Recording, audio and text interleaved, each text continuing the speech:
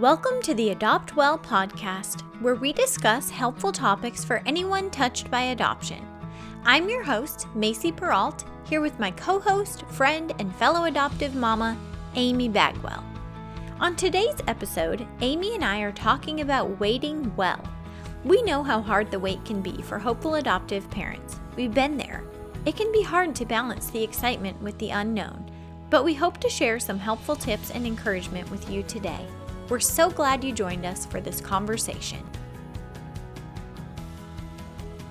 So Macy, obviously we're talking about waiting well today, which is very important to us to not only adopt well, obviously, LOL, but that all starts with the wait. Because at some point, most of the time, obviously there's exceptions to this, but in general, most of the time when you start the adoption process, it begins with research and then it begins with paperwork and doing things doing things the right way with agencies and all of that sort of thing. But then you come to this halt where you've done all this work and now you just wait. Yeah.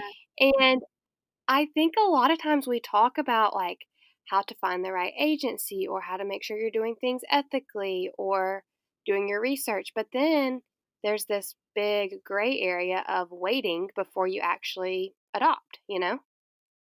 Yeah, I totally agree with you. And it's funny because the wait, there are really multiple ways that I look back on it.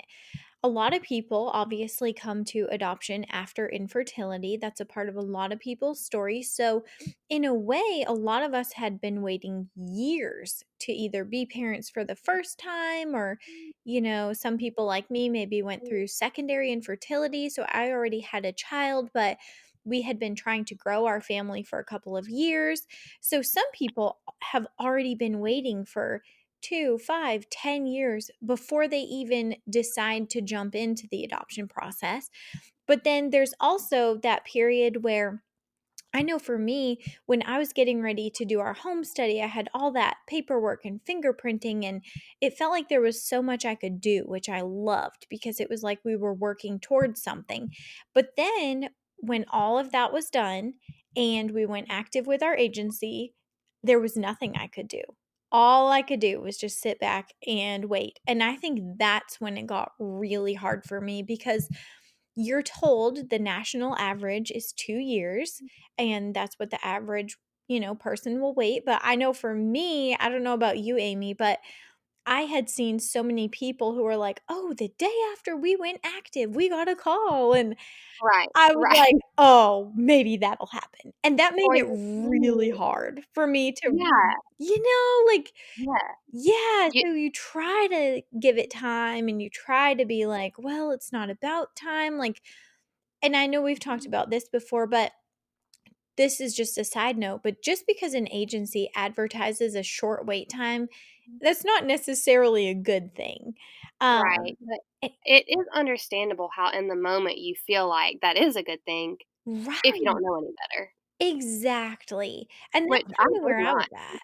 Yeah, exactly, me too. I didn't know any better. I thought, "Oh, cool," Oh, but definitely, and especially when you'd been waiting, for a while, but years, right, it is so funny that you and I did have our wait at the exact same time. I know we talked about this on the first or second episode, but we went active the same month and we brought home our right. kids the same month.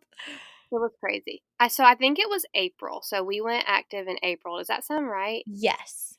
It's a bit of a blur now, and then November, December, like within a week, we yes both welcomed children into our family, and so that's actually when we got to know each other Yeah. was just through social media, figuring out that we had gone active at the same time. I know we said this before, but I stalked your profile, played the comparison game, which is a horrible thing to do. Don't ever do that. But I thought your family was so cute. Um, It is so but funny. it does happen. So, anyway, we just wanted to chat a little bit about today. Like, what did our weights look like? What did we do well looking back? What did we not do well that you guys could learn from looking back? So, I don't know. Do you want to just give a deep dive into what your weight period looked like and hit some of your highs and lows of things you did well or Yeah. unwell, not well? Right, definitely. Well, there are some of both for sure, but like you said, our wait was about like 8 to 9 months, and which is actually not long at all, and, but I remember the first month or so, I had my phone on me all the time, and it was on Same. loud, and I was just waiting, like, every time it went off, I was like, "Is this the call? Is this the email? Like, did we get chosen?"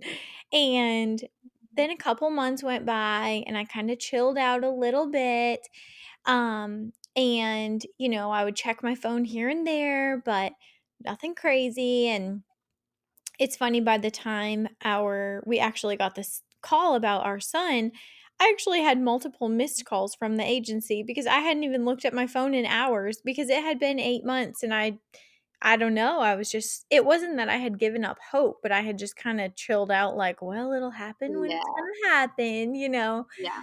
But we had seen a lot of situations, and, I'll just share, you don't have to necessarily share this if you don't want to, Amy, but for my husband Greg and I, we had to decide what our game plan was for when we saw situations. So we knew what we could afford as far as expenses and stuff like that. But for the most part, Greg and I had decided that for us, we were going to say yes as often as we possibly could. So when our agency would send out situations, we were going to say yes every time if we could and just allow the Lord to either open or close the door. We were just going to put our yes on the table. And we just had to have this mentality of the Lord's not going to give a child who is going to end up in our family to someone else, and He's not going to give us a child who is going to end up in a different family, if that makes sense. And a prime example of that, and then I'll get back to what I was saying, is actually we saw the same situation for Amy's daughter. Yeah. And Greg and I said yes to that situation, Yeah. and I remember sitting in his parents' backyard and saying, "Yeah, we said yes this morning to a situation with a little 17-month-old girl, and we're just waiting to hear back." And how funny, we never heard anything, but Amy did. Yeah. And I hope that can just encourage someone. Like, there are so many other stories being written than just your own. So I know it's really hard when you put your yes on the table and you're expectant, and every time you're praying for these moms and you're praying for these kids, and it's hard not to get emotionally attached to every situation. And I know for me, I felt like almost every time I could find something in a situation where I was like, "Oh, this feels perfect because Right.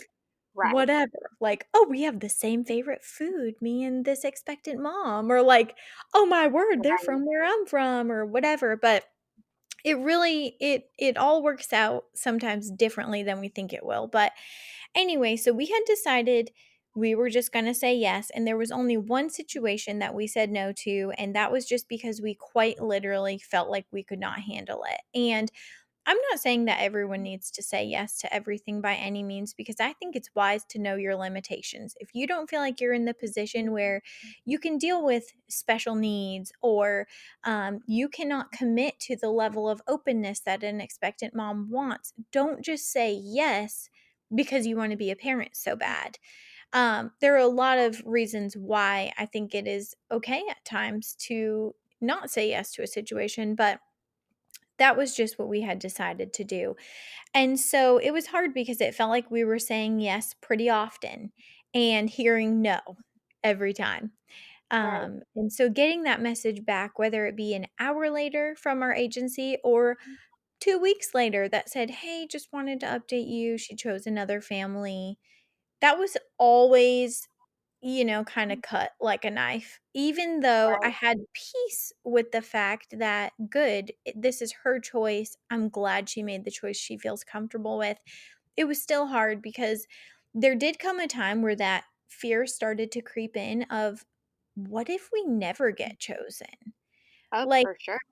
and I think it's hard Yeah. when you're a believer, and so you truly feel like, I know people have mixed feelings about saying that you're called to adoption. But for me, I really truly did feel like it was the Lord's plan for us, that He led us to this way of growing our family. And that's just my experience. But I had to find faith in the fact that no, if he led us to do this, we're just going to keep on walking it out. We're going to keep saying yes. And I don't think he would have led us to this if nothing was ever going to come of it. So, anyway, you can share a little bit about your weight and then we can get into some more of our stories. Yeah, well, honestly, pretty much the same as you guys. I feel like we have a very similar story in that regard. We said yes, definitely the majority of the time. I can specifically remember three situations that we felt like we needed to say no to. One was just financially totally impossible, out of reach for us. And another was kind of like you said, we just felt like we did not have the ability to provide what this child needed. And then the third one, I won't get into the details because it's kind of personal, but basically it was one, and I learned a huge lesson from this, but Charlie and I didn't agree on saying no. I wanted to say yes, he wanted to say no, which was odd because up until this point we had really been really on the same page without even having to have much conversation about all of it. And we didn't really have a reason to say no, but he just felt like we were supposed to say no. And so I said, you know, this is not worth compromising my marriage over. Obviously, I'm with you, no. And wouldn't you know that less than a week later, here comes Lee marching into our little family. Oh. And I just look back on that and think, wow, that was a really huge lesson God had to teach me that we are like in our marriage, we are one, and a lot of times that takes submitting ourselves and our desires to one another. And anyway, that was a big lesson for me during the wait. But all in all, the way, like you said, I had ups and downs. I can specifically remember talking to really like four expectant mothers, and they were all, I learned something all along the way.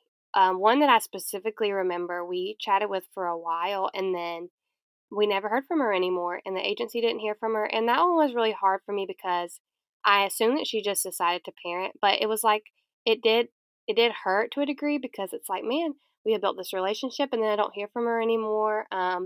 But like you said, I kept reminding myself, obviously this is her choice. Obviously, it would be very hard to tell someone, "Hey, I know we've talked about this, but I'm going to decide to parent. I'm going to decide to go a different route, whatever." And so another thing that I took away during that season is like, it's okay for things to be hard, and for things to hurt. It wasn't wrong for me to be sad when I didn't hear from her anymore.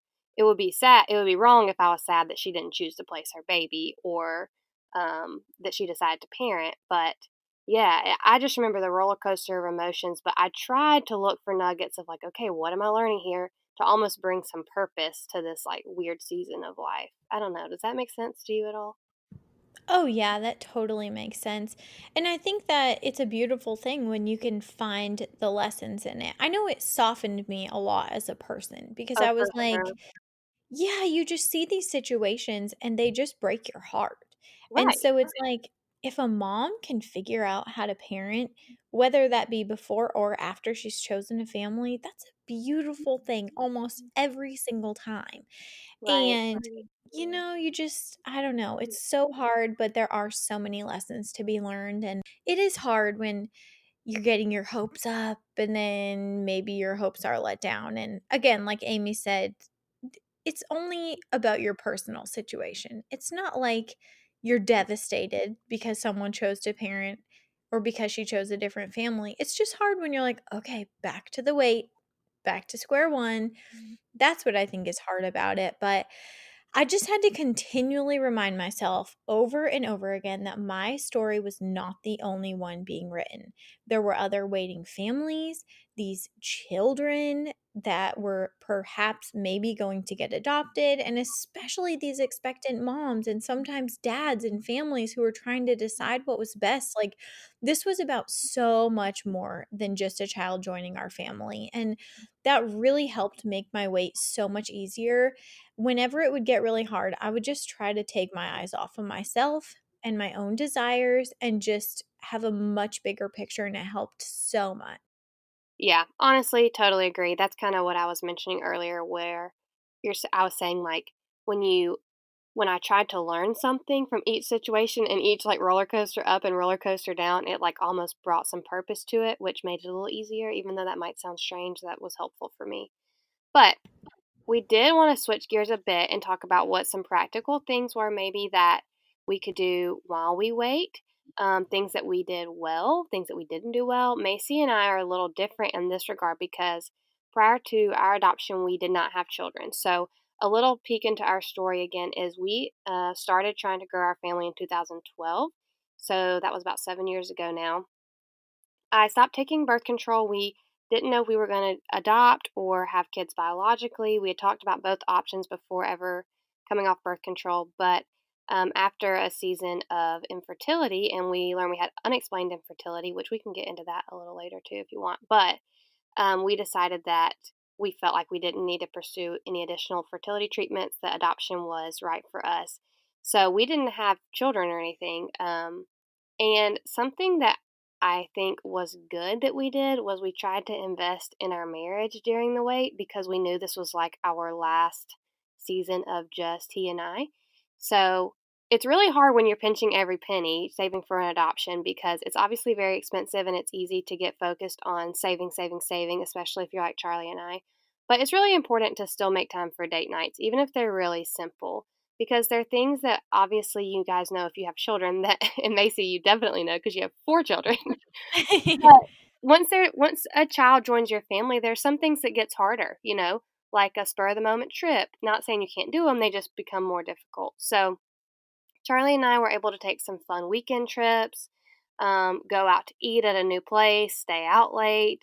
We were joking the other day that we like haven't been to a movie since before we were parents because it's just like not a priority anymore to go sit in a movie late at night because we'll fall asleep.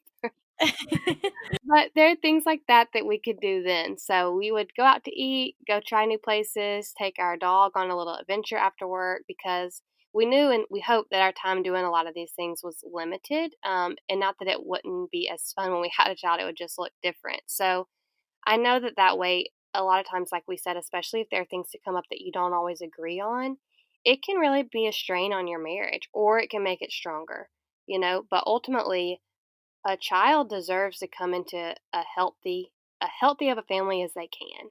And so if we can prepare our family and increase the health of our little family, whether it's just two of you or you have other kids, so that you're creating a really healthy environment for a child to be welcomed into, I feel like that really starts with the mom and dad's marriage. So that's something that I think we prioritized during that season, and to a degree it did make it easier and it made it more fun.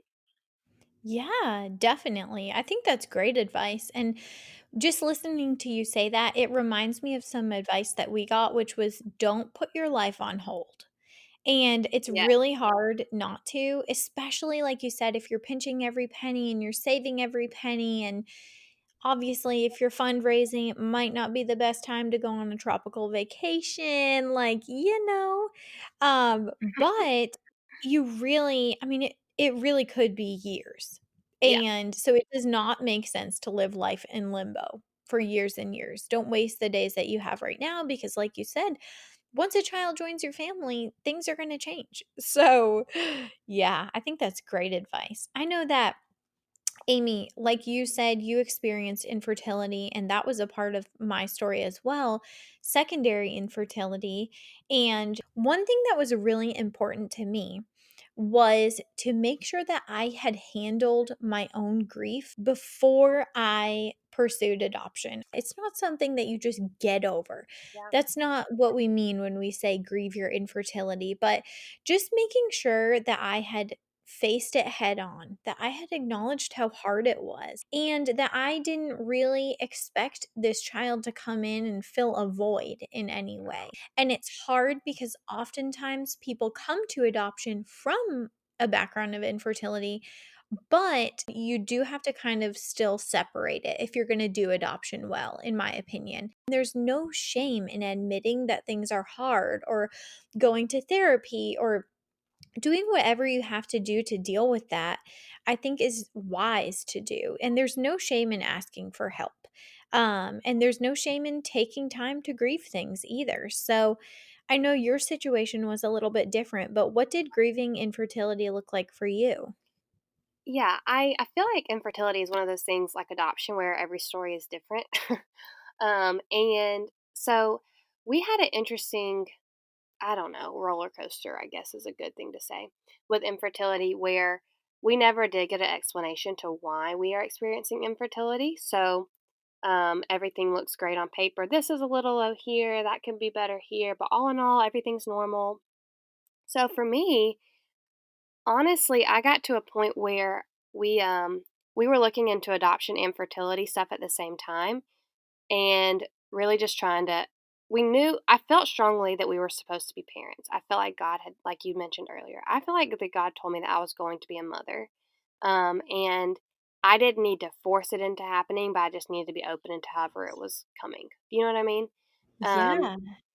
so we were looking into fertility stuff and adoption stuff at the same time before we ever actually went with an adoption agency or anything official. We actually met a girl who was pregnant through our crisis pregnancy center, some mutual friend situation, and talked about adoption with her for several months. And she decided to parent, which we all felt like was the absolute right decision. And it's been amazing to see her be a mom to her child. But it really opened up our eyes and our heart to adoption even more so. So while I'm talking with her about, is she going to decide to parent? Is she considering adoption? We're also going to like a fertility specialist. So you can imagine the like swirl of emotions in my mind, because during this Yeah. phase, I don't know what I'm going to do. You know, I haven't even actively pursued adoption at this point, as I've just kind of opened up this opportunity. And I remember, this is crazy. I don't even know if I've told you this before, but there was one day specifically, I will never, ever forget it, where I was driving to meet her for lunch. And I also had just done my first and only IUI. And I was Yes. thinking, what? I literally can remember laughing by myself in my car, which I don't usually do. I'm like driving down the road laughing, like, what is happening here? What am I even doing? But I wasn't really pursuing this other relationship. It was just coming to us. And, anyways, after talking with her, and I remember I had this gut feeling that the IUI just wasn't going to work. I don't want to say I was pessimistic. I really just felt like I knew it just wasn't going to work. And after talking with her and just seeing how much she loved and cared for this child inside of her, but just didn't know how it was going to be possible, all of these things, God just really shifted my heart to like focus more on adoption. And so I remember the day that the IUI failed, I felt as clearly as I've ever felt God saying, like, you're going to be a mom. This is just not how it's going to happen. And that closed the door on fertility treatments for me and for Charlie. We felt like that he was leading us to adoption. And so for infertility for me was almost like a clarifying piece of my story, because it, it to me is how God showed me, this is not how I've made you to be a mom. There is nothing wrong with you. I'm glad that I went to fertility center, because I needed to hear someone say, "Hey, nothing's wrong. It's just not happening." And God Yeah. used that to really clearly speak to me that this is not how a child was going to join our family. So I don't know that I can say that I really feel like I ever grieved that part of my life. I do feel like I had to come head to head with these ideas you have when you're dating of what your kids are going to look like, and are they gonna have his eyes or mine? You know, these like little fantasies you have growing up. I had to deal with that and put that to rest, that I'm not gonna have a little baby Charlie running around. Oh. But other than that, I don't know. I feel like I look at infertility a little different than some, but that's just kind of how our story was. Yeah. Well, and like you said, every story is different. So I'm sure there are people out there and listening who have gone through the same thing as you, Yeah, too. And there's nothing wrong with either way at all. But that is so amazing how it all worked out like that. And I love how you just continually try to learn from everything. I love your perspective. That was like, okay, there's nothing wrong. There's literally nothing wrong. right, Like, then we move on, right. you know? Yeah, for sure. Well, another thing that we can talk about is one of the best things we believe you can do in the wait, which is educating yourself. Woo woo. Woo! We're obviously passionate about that. And I did some of that, but not nearly as much as I could have. I didn't really understand what to be looking for, if that makes Yeah, sense. So, our home study social worker, I know we've maybe talked about this a little bit here and there, but she was amazing, and education, putting in some hours, I think we needed like 15 hours of adoption education to complete our home study. That was a part of the requirements for ours, but I think I read a couple of books and that was pretty much it, but I didn't even know that I should be learning about the expectant mother experience, birth parent experiences, learning about adoptees experiences and about trauma and ethics and all of these things. So, you can start a little bit, Amy, if you want to talk about adoption education and how you think that's vital for the wait. Oh, for sure. I mean, I did this a little bit, and I don't think I did it necessarily wrong as much as I didn't know that I could be doing it differently. But I would more research based off of the situations we said yes to. So, for example, when it comes to race or exposure, like if we said yes to a situation that had exposure to meth, I'm like researching all about, um, how to care for an infant who has been exposed to methamphetamines. I know that sounds crazy, but that's like all I really knew to do. It's like, okay, how do I prepare for each situation? Okay, Yeah. this child comes from a Hispanic heritage. How could I integrate that into our lives? So it was like I was kind of trying to educate myself, but maybe there were some other things I could have done from a big picture that I really wasn't aware of. Yeah. But I still also love that you did that. Well, kind of like you said, I didn't really, I like to learn from things and I really didn't know what else to do. Right. For So, real. Oh, I think that's amazing, though. Yeah, I feel like now looking back, I would tell people, like, search for blogs, read all the books you can, watch YouTube videos. One of the biggest things is that most of the information that's available out there is from the perspective of the adoptive parents. So I yeah, think it's really important for hopeful adoptive parents to actively seek out adoptee and birth parent voices because I know that for me, I remember most of what I would look at if I would see like adoption stories or something, it was always from the adoptive parent perspective. And it was like YouTube videos of the Jones family adoption or whatever. And they were so cute and emotional and feely and beautiful. But I mean, that's the only picture that the world sees, and I was not listening to any voices of adoptees. I was not listening to any voices of birth parents, so I had no idea. I just thought like, "Oh, look at this beautiful story with this happy ending." Never even occurred to me to listen to an adoptee and hear about how it's actually been really hard for them and right. what they wish their parents would have prepared for and what they wish their parents would have done for them. And you don't know what you don't know, but I know it can be hard when you hear something and you're like, oh, look, here's a perfect happy story by this adoptee and they love it. So this is how every adoptee feels. Or the opposite, where you hear a really hard story and you're like, oh my gosh, this adoptee is so miserable and their parents did a horrible job and adoption is awful. And I think the more that you put in, the more of a well-rounded picture you can get, if that makes sense. Yeah, it does make sense. And I totally agree with you. You really need lots of different opinions to, like you said, form a well rounded um, understanding of things. So, anyway. Yeah. Okay, something else I did during our wait that really helped was I journaled. And I can't believe I'm saying that because I really have always hated journaling because it felt like schoolwork to me. And it's like I paid my dues for school, honestly. Graduated high school, college. Grad school is not for me because I gave it my absolute best and I thought I'm done here, you know what I mean?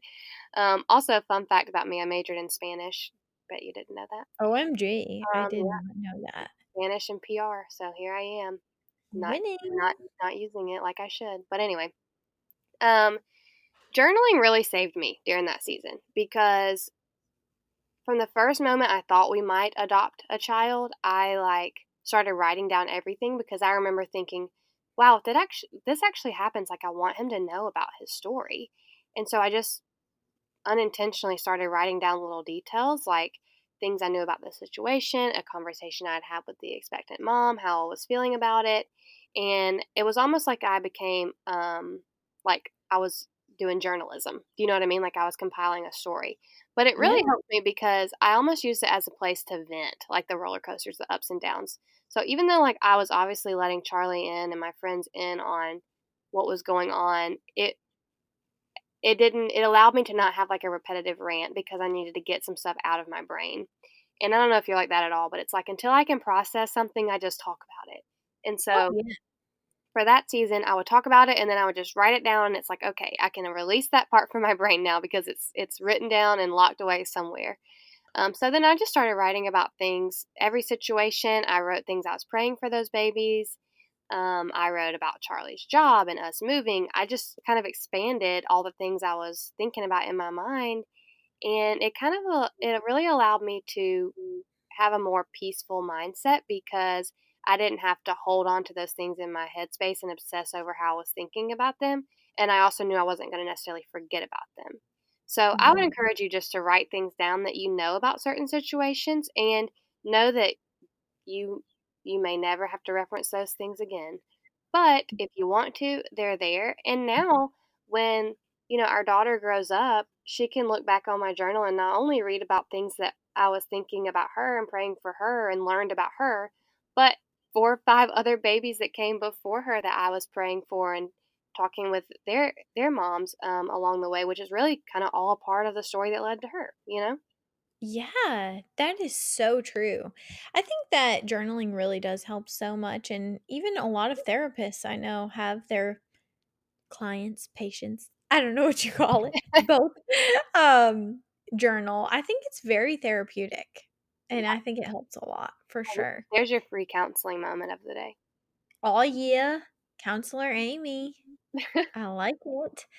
So, another thing is for me, I had, and this kind of goes back to what I was saying before, but I had to balance the information that I was taking in. So sometimes I was just feeling super discouraged in the wait. Like I said before, I was like, is this ever actually going to happen?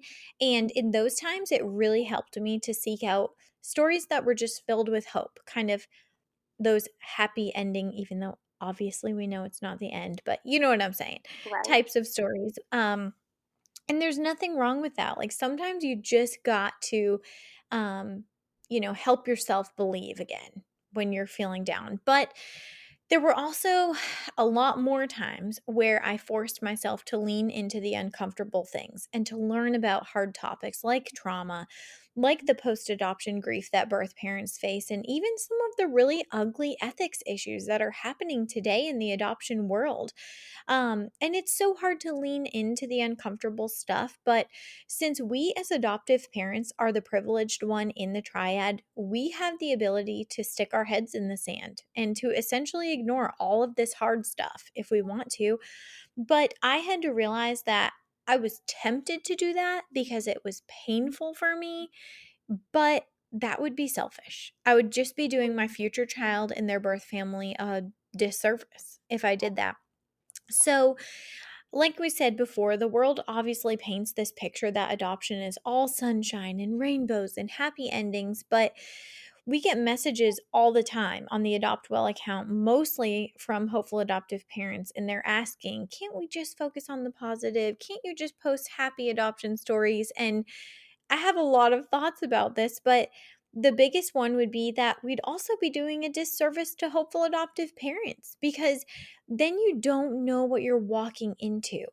And once you're actually living it, you realize that you need to be prepared for the hard stuff.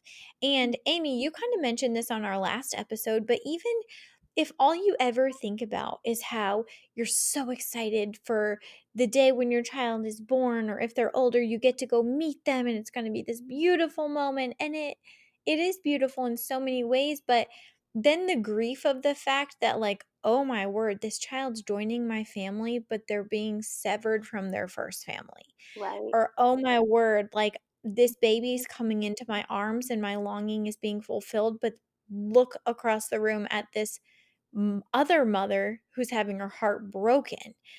It's very complex. And so, if we only talk about the beautiful things and we only learn about the beautiful things, we are not setting ourselves up to adopt well in any way. We need to be prepared for these hard things that we're inevitably going to face. So, I don't know. What are your thoughts on that?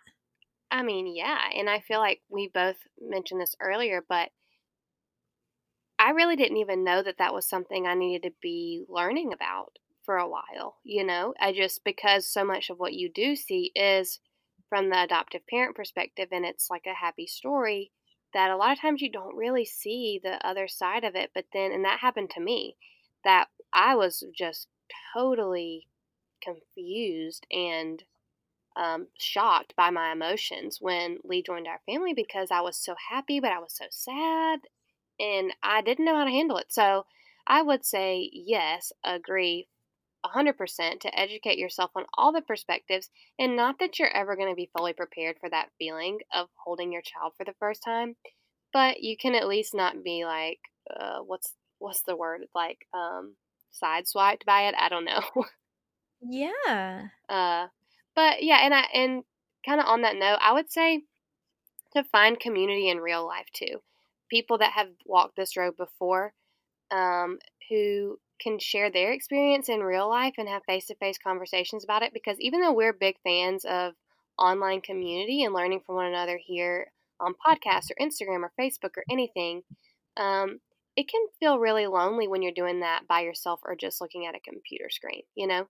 So I would say be proactive in making sure that you're not only having that adoption community online, but that you're having that in real life because it also sets your child up for a win when they have friends who are adoptees or they have friends or parents who are adoptees. Does that make sense? Like even adults who have been adopted that can share that story with them one day. So we can share those tips and things here, but I know that face to face was has been really helpful for me, not just in the wait, but since then. Yeah, me too, for sure.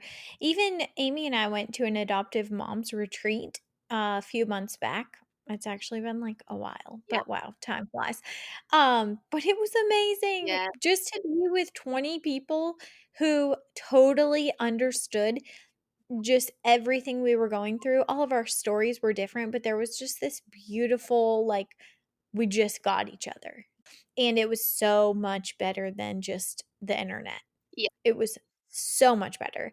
And if you guys have been around for any amount of time, you know that Amy and I are really passionate about this. But above all else, Amy and I agree that our number one tip would be that God is the only one who can give us true peace and true contentment in every season. And so we both found that committing to growing in our walk with Him and spending time in the Word every day helped us more than anything else. And I know we've talked about this before, but Amy and I both did get to the place where we were like, you know what? He is enough for us. Even if we never get to adopt, he just gave us such a peace and a contentment, like I said. And so that was such a beautiful thing. And so that's really our number one piece of advice for any of you out there who are waiting. Just seek him and he'll be able to just give you a peace that you didn't even know was possible to have while you wait. I think that part, I mean, one, yes, and amen. I totally agree. Something that he taught me a lot during that season is that I needed to release control because I cannot control when I become a mother. And it's easy to Mm. try to do that. It's easy to try and make yourself look great and tell an expectant mom exactly what she wants to hear because you want her to choose you or I mean, I could give example after example of ways that you could try to control becoming a parent, but at the end of the day, you just can't.